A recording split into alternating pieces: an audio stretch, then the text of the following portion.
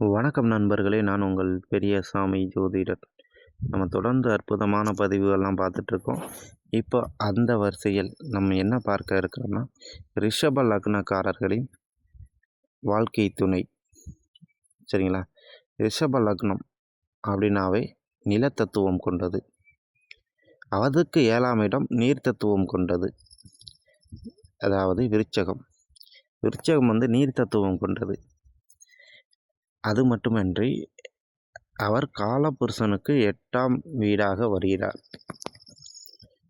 இவர்களுடைய லக்னத்திற்கு காலபுருஷனுக்கு 8ஆம் வீடாக வருவதனால் இவர்களின் வாழ்க்கை துணை சுறுசுறுப்பாகவும் மெலிந்த தேகத்திலும் கொஞ்சம் உயரத்தில் அதிகமாகவும் இருப்பார்கள். விருச்சிகம்லாம் கொஞ்சம் ஹைட்டாக இருப்பாங்க, சுறுசுறுப்பாக இருப்பாங்க. எப்போவுமே ஏதாவது ஒரு எதிர் சிந்தனை உண்டு. அவர்களுக்கு எதிர் சிந்தனை எப்போதுமே உண்டு. தோற்றத்தில் பார்த்திங்கன்னா ரிஷபத்துக்கு ஈடு கொடுக்கும் லக்னமாக வந்துடும்.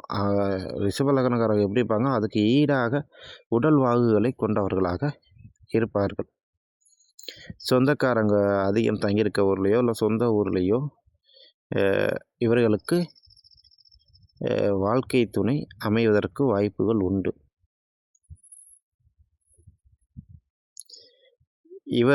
இவர்களுக்கு எப்போதுமே கணவன் வீட்டில், அதாவது கல்யாணம் பண்ணதுக்கப்புறம் கணவன் வீட்டில் தான் அதிகம் தங்க வேண்டும் என்று அதிகம் விரும்பக்கூடிய ராசியாக இருக்கும். இருந்தினும் கூட இவர்கள் வாழ்க்கை துணை வெளிநாடு பிரயாணத்தை விரும்பக்கூடியவர்களாக, இல்லை வெளிநாடு செல்வதை விரும்பக்கூடியவராக, அல்லது பிறந்த இடத்திலிருந்து மாற்றமாயினவர்களாக இருப்பார்கள். அதிகம் வெளிநாடு செல்லும் வாய்ப்புகளை அதிகம் இந்த லக்னக்காரர்களின் மனைவிக்கு, இல்லை துணைவிக்கு, இல்லை பெண்களாக இருந்தால் கணவருக்கும் கொடுக்கும்.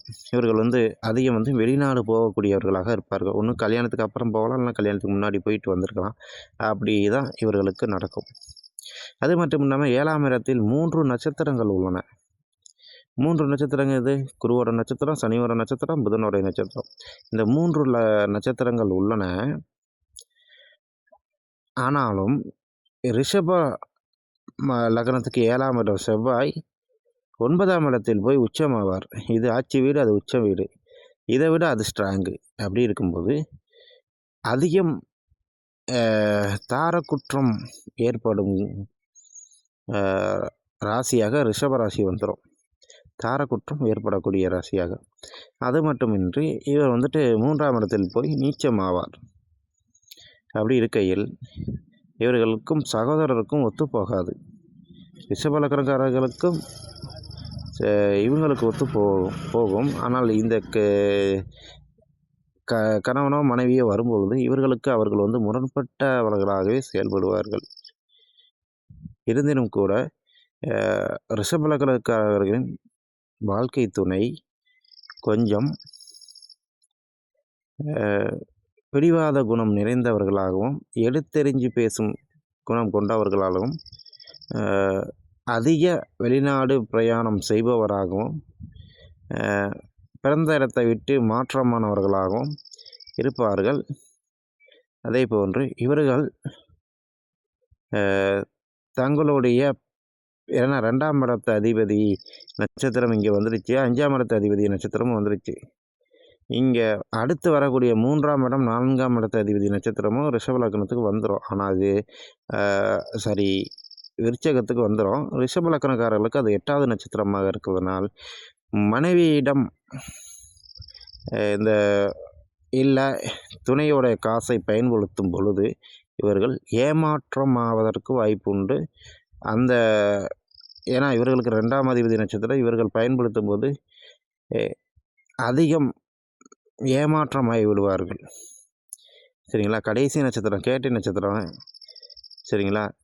அப்படி இருக்கையில் 8ஆம் இடத்தில் போய் 2ஆம் அதிபதி, அதாவது ரிஷப லக்னத்துக்கு 7ஆம் இடத்திற்கு 8ஆம் இடம், விருச்சிகத்துக்கு 2ஆம் இடம், இவர்களுக்கு 3ஆம் இடத்தில் போய் உச்சமாவதனால் இவர்களின் பணம் கைமாறுவதற்கு வாய்ப்பு உண்டு.